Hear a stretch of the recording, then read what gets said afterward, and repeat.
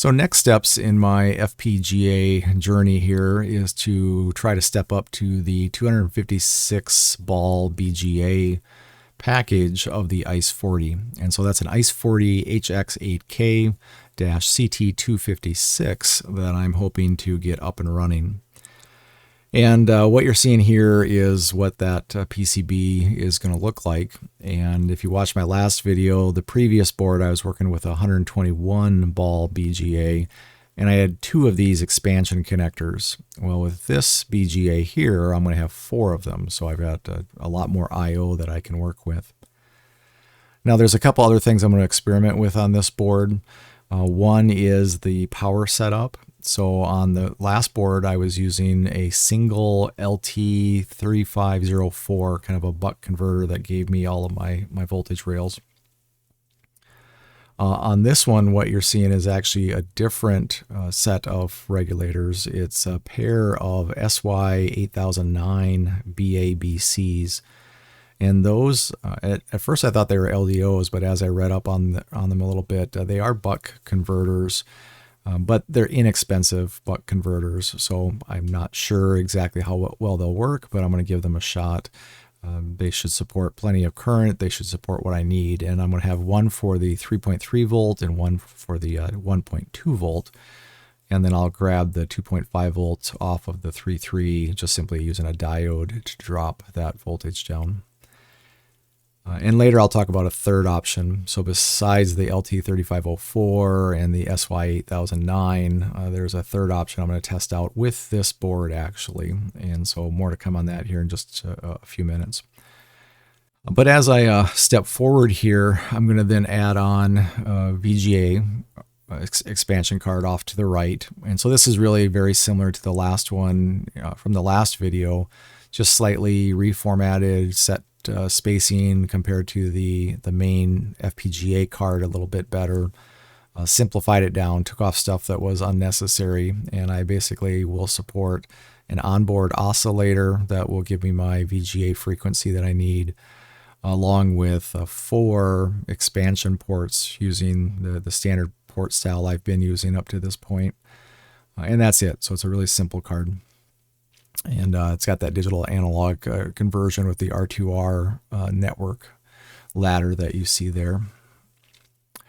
Then I'm going to go ahead and add static RAM, and this is just a slightly repackaged version of the previous static RAM card.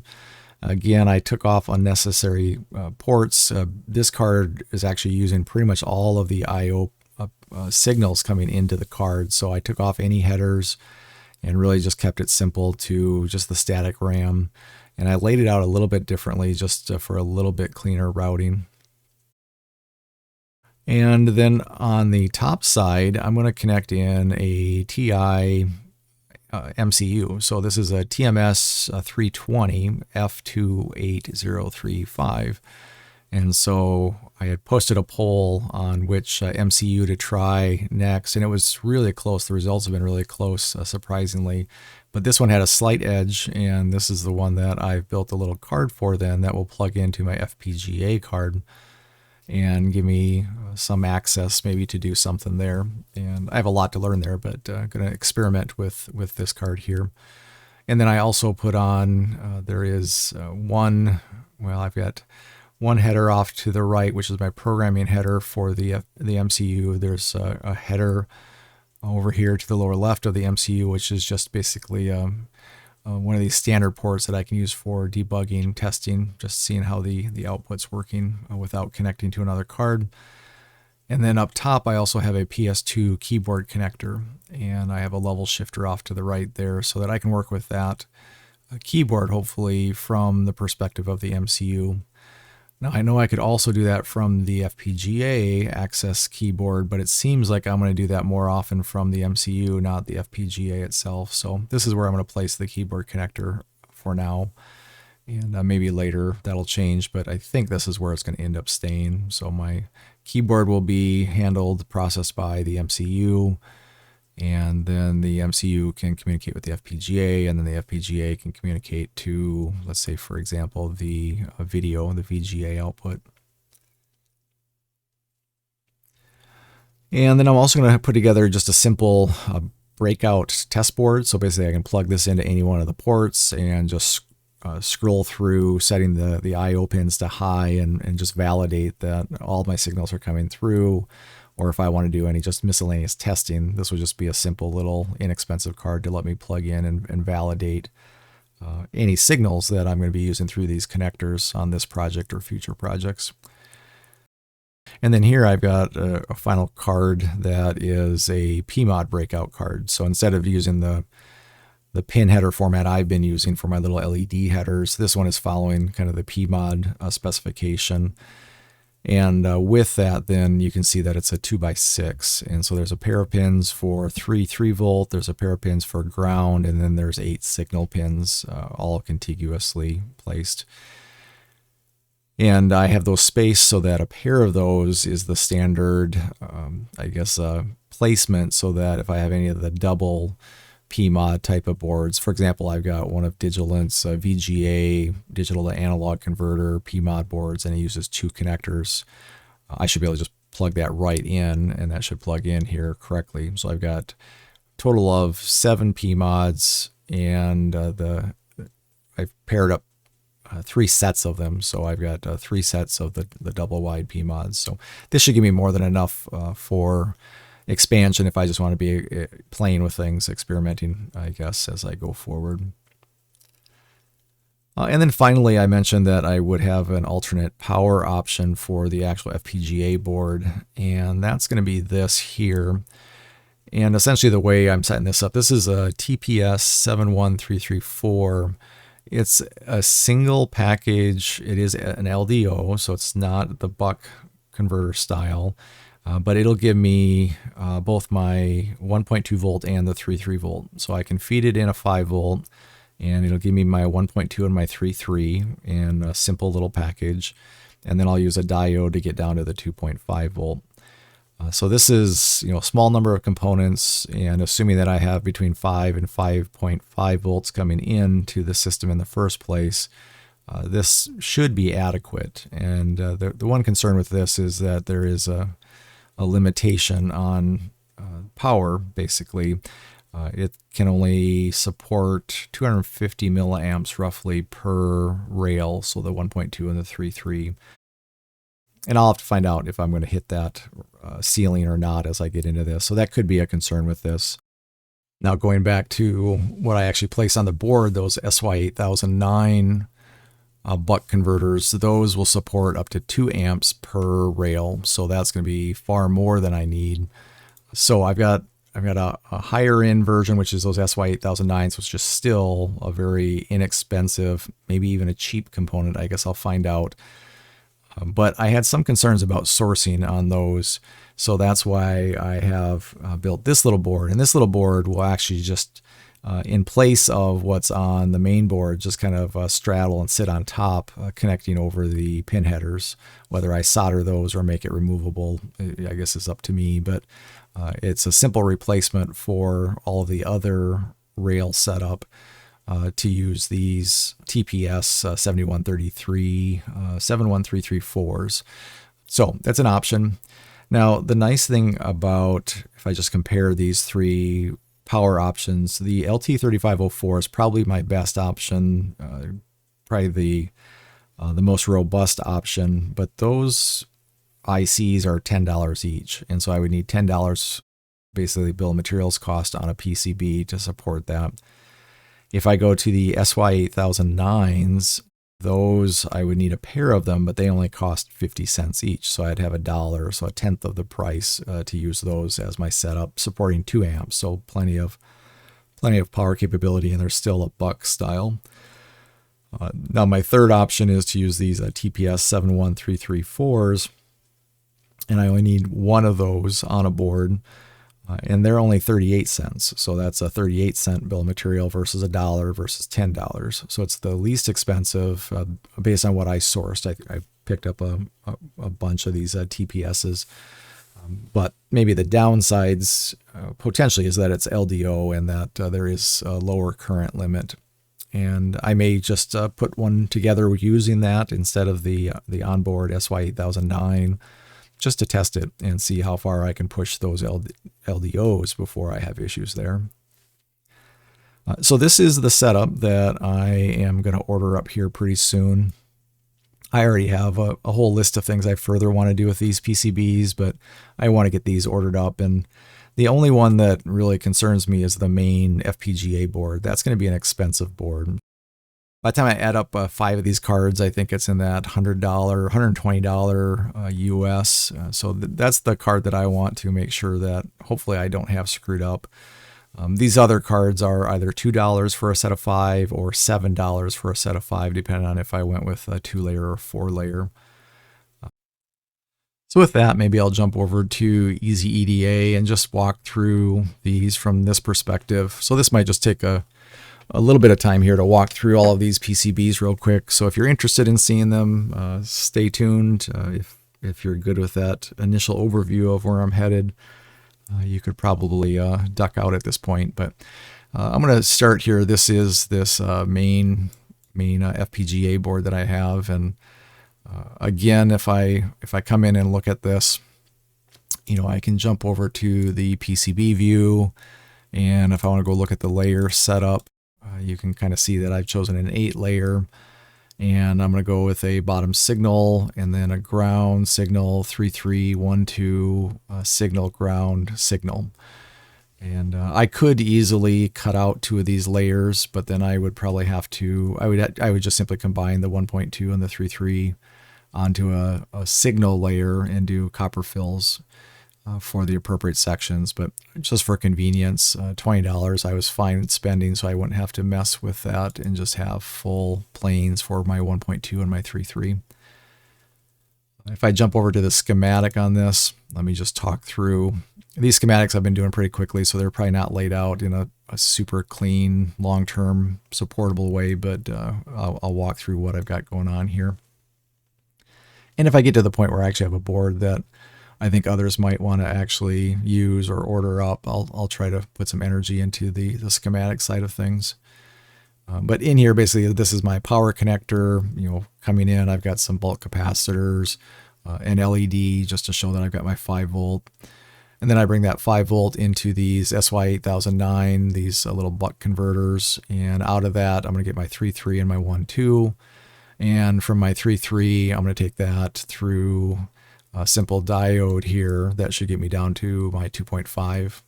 And as a reminder, I probably will never use this 2.5 volt anyways, but this was, I think, an inexpensive way. I saw this on another design that they were just using this approach, and that seems plenty adequate for what I'm doing here.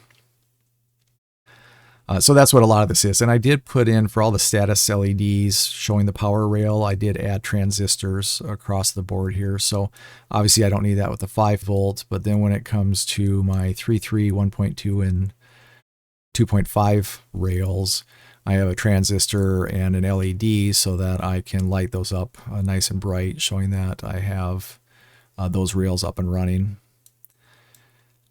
Then, of course, if I come down, I've got my, let's just see the main oscillator here. So I've got a spot to bring in an oscillator, and in most cases, I'll probably just put that in a socket so that I can change that around. I've got a lot of capacitors. I have the actual connection for the programming port. I've got my SPI flash and its connections into the board so that I can plug in the programming header, program that flash, disconnect the programming header, and then my system will basically run off of that. I have the main FPGA itself, and really there's nothing too complicated here. I'm running my connections out. Let's just see if I look through this real quick. You can see tons and tons of this, IO left bank, right bank, bottom bank, top bank. So all those different IO signals, and there's a lot there. So that's a lot of IO. I can also scan through this, and you can see these G bins. There's 8 of those total, so I can see where those are coming out of this schematic. And then if I get over into this over here, I of course need these SPI signals, and so those would be over here also. And so here you can see my select clock in and out as far as SPI is concerned. And then these are those connectors. So I've got 4 connectors that are running out as far as expansion in all 4 directions off of the PCB. And you can see that one is just for the left, one is just for the bottom. I tried to keep these pretty clean so that a single connector is just pulling off of one bank. And I also went to a slightly different standard format for this. And so maybe this first one I would look at and say, okay, I'm going to have 4 pins of 5 volt. I'll have 4 pins of 3 volt. I'll have some grounds wrapped around the end and spread out throughout the middle. I could use more grounds, I'm sure, but I wanted to be able to fit the entire bank on this connector. So this entire left bank fits with 3 pins to spare. Then when I go to the bottom bank, there were more pins to spare, so there's some open pins there. Here is the right, and then here is the, this would be my top. And, you know, I do see that I've got some spares, whether I use those for something else in the future, other than these specific signals, that's one option. Or I could at some point maybe spread this out, change the format of it a bit and add in a couple more grounds and be okay. But this is what I'm going to go forward with for the time being. So that essentially is this board. And, you know, I did, when I was doing the PCB side of it, you know, try my best to route this in a decent way. I have a lot to learn about this length matching, or, you know, just making sure I've got all those propagations set up correctly.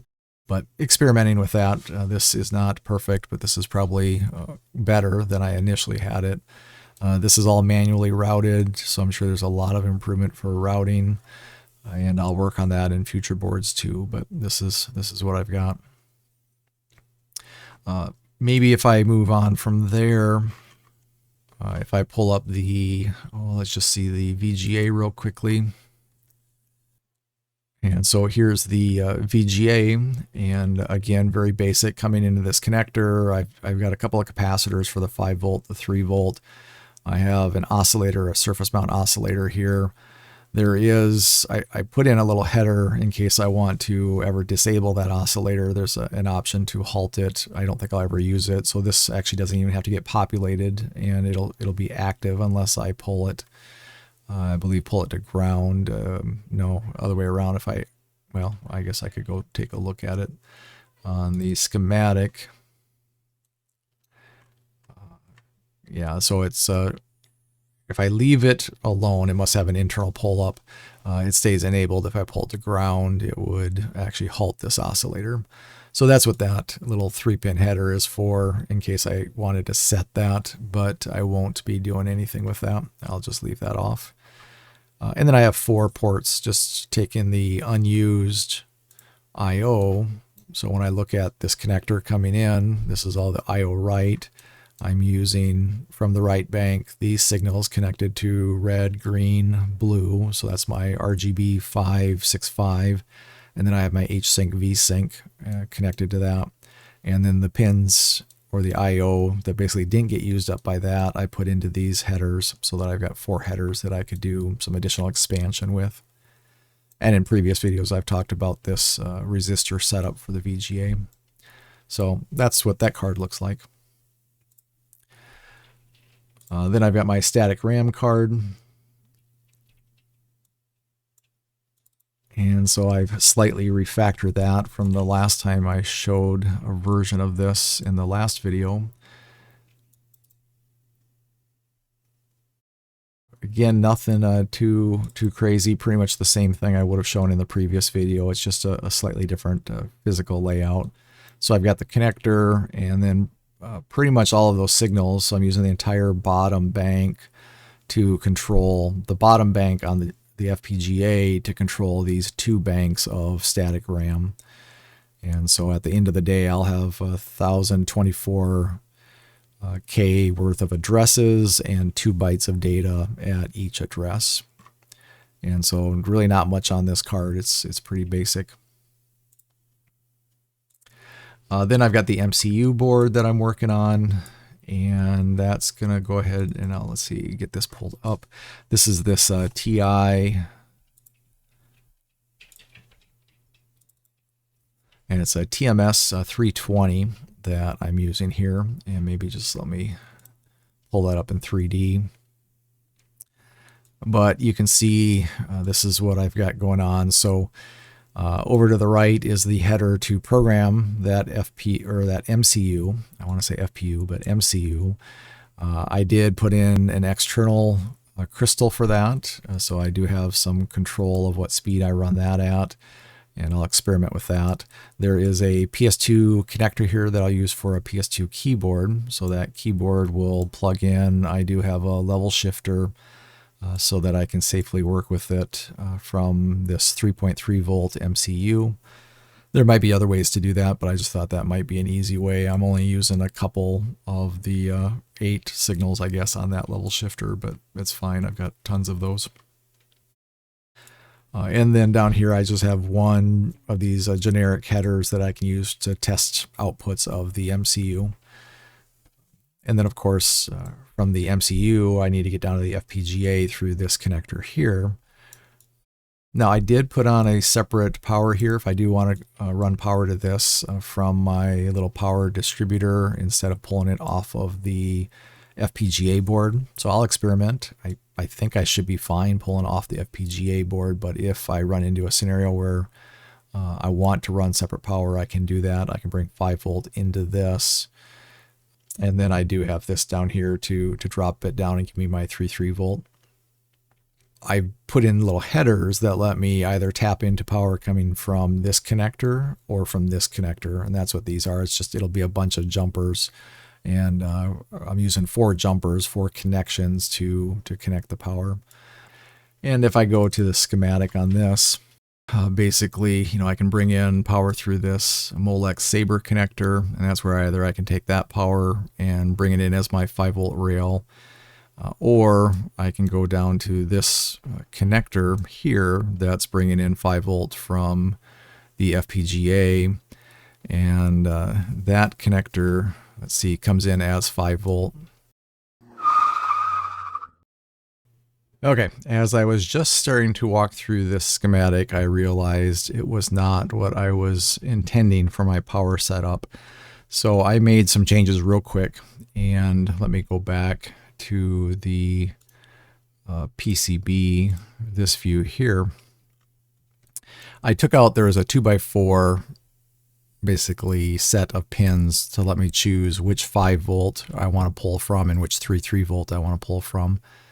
And basically on the 5 volt, it was whether or not I'm going to pull from down on this connector that goes to the FPGA board, or if I'm going to pull from this connector off to the left, this Saber connector. And I can choose one or the other that will go to this middle pin that is the main 5 volt that I use for the board.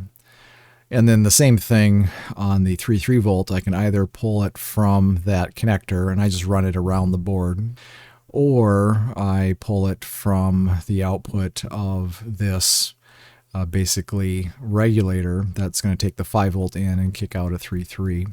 So I can pick which of those do I want to use, the when I call it on board on the MCU board, or off board coming from the FPGA board. So anyways, that's what I changed real quick, because I had it messed up that I could choose this 5 volt, and if I chose that, it was still bringing in the other 5 volt from down here, which is not what I wanted. Actually, it would be down here, so I tweaked that. Good thing I was talking through that to catch that. But this basically is where I've got the 5 volt coming from on this board, or from off this board, which would be the FPGA. I then have one of these SY8009 regulators that will get me to my 3.3 volt. And I can either use that 3.3 volt coming from that regulator, or I can pull from the 3.3 volt off board. So I've got choices on how I configure those. And I think I have that right now. And then just some indicator LEDs. And then here is the actual MCU. And so with that, I do have the port for programming it. I have one of these level shifters that basically is going to let me connect up to my PS2 clock and PS2 data. And then here is a PS2 connector. And I think I've got that all connected in a way that is workable. So I've got a pull up on one of these lines. I'm supplying a 5 volt. I've got another pull up on another line. So that's the data and the clock being pulled up. And then those will come through and get shifted down to a 3.3, which then I can pull into my, basically into this MCU. And so that's what I've got going on. Now, as far as pins on this, though, one of them is using a GPIO, and that would be the clock. And then the other one, I'm going to use one of the analog pins on this, which I believe I can do, and I believe will work fine. And the reason being is I just ran out of pins. So when I go to look at the MCU, I'm trying to connect it to the FPGA. So here's the connector. And I wanted to try to have 16 data lines. So for between the MCU and the FPGA, I've got a parallel 2-byte path. And then I have address lines, and that gets me to 20 address lines that I can work with. This bus shows 21, but I actually had to, or 22, 0 to 21, which is 22. I actually had to trim that down because I realized I wanted to make sure that I had a read-write signal. I've got to have a clock signal, plus the data lines and the address lines. And I was just simply out of pins on this MCU. So the MCU is fully tapped.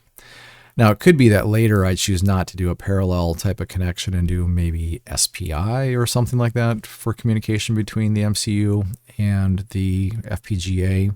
And that still should be an option. Just I'll pick some of these lines instead and just repurpose how I use them, and shouldn't have to necessarily change anything. And I probably should real quick check my DRC now that I've changed things.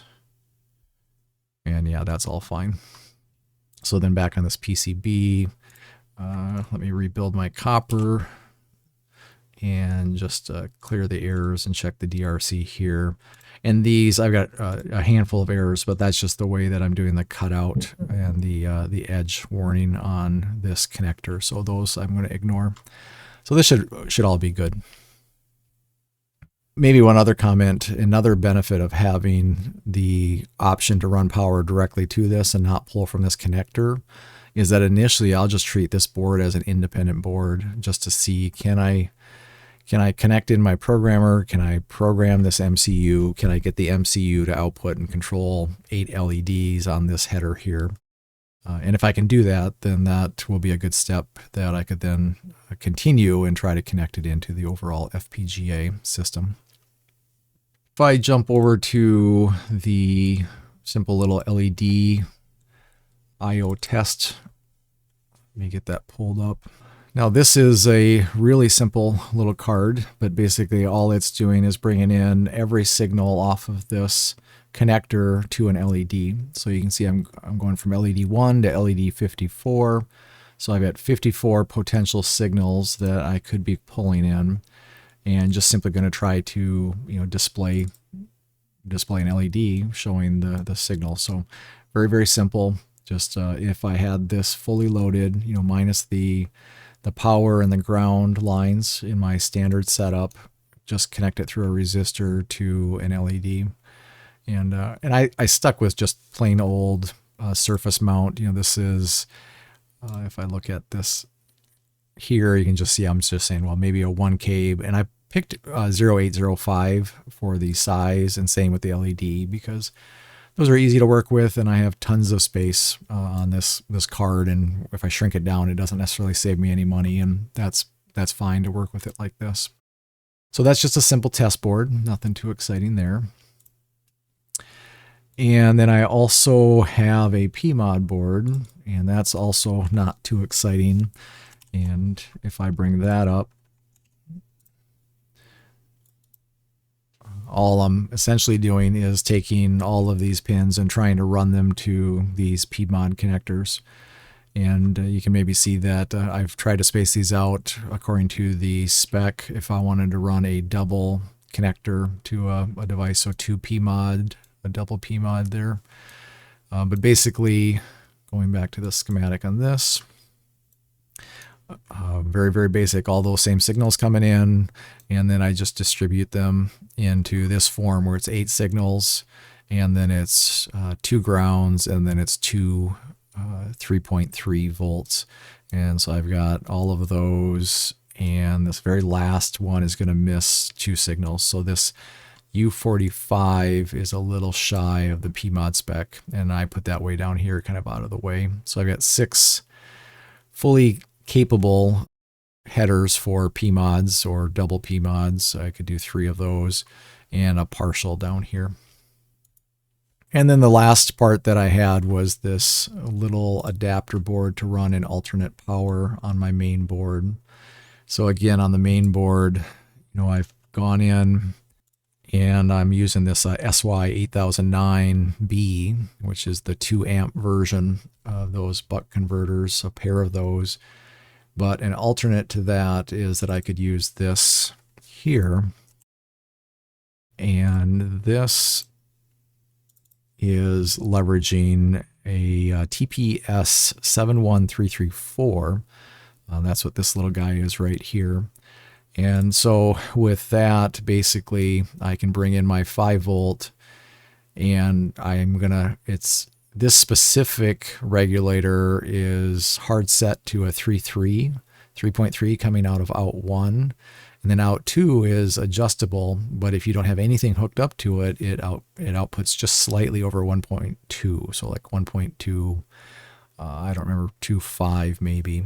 And they list it as a 1.2, but if I pull this up real quick, so here's the data sheet on it, and it just shows 1.2 to a 5.5, and the version I'm using is this 1334, so it's a 3.3 out, a V1, the V out 2 is adjustable, and then there's a little table that just shows me.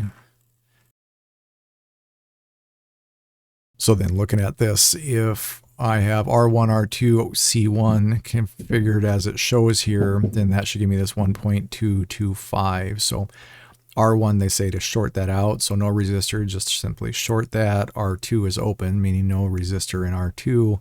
C1 is open, meaning no C1 resistor. And so that's what I've done over here. So nice and simple. I basically got the regulator. I have a couple of resistors, a handful of capacitors, so kind of an overall coming in, and then another pair of capacitors, and that's it. So it's a really simple way to get me all of my rails. I know I got 5 volt coming in, and then to get the 2.5, I'll use a diode like I've been doing in the other setups. So one nice little IC, very little to go around it, and that will give me my 3 output rails, assuming I have a 5 to a 5.5 volt coming in. And I've set this up spacing wise with these little pin headers that should be able to drop right on top of the other board if I choose to try that out. So back over here, turn on visibility of everything. But on this board, maybe actually a 3D view would be easier. If for some reason I can't source these original, SY8009s, I've ordered it from a couple of places and they're just not showing up. So I don't know if they're stuck on a boat from China somewhere or what's going on. But if I have a hard time sourcing these SY8009s, then I just simply won't populate any of this. This will all be left except for the headers, these pin headers. So I've got 5 pin headers, and then this little board should sit right on top of those 5 pin headers. And I believe I've got all that spaced out just right to be able to do that.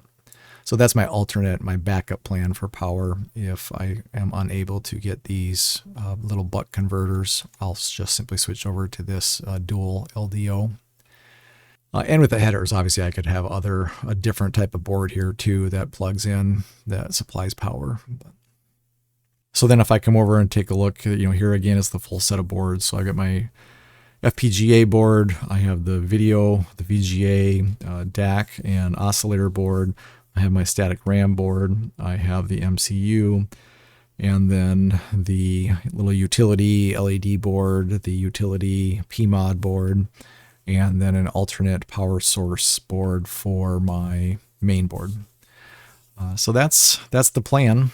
I probably need to take one more pass through all of these and see what I've got for mistakes, maybe do some additional silk screen updates to make things easier when I get into assembly or using these. I imagine this is going to take maybe 3-4 weeks before I get these, probably about a 3-week period. So in the meantime, I'll work on my BG121 version, but then once I get this 256, CT-256 in, then I can start building all this out and see if I can make that work.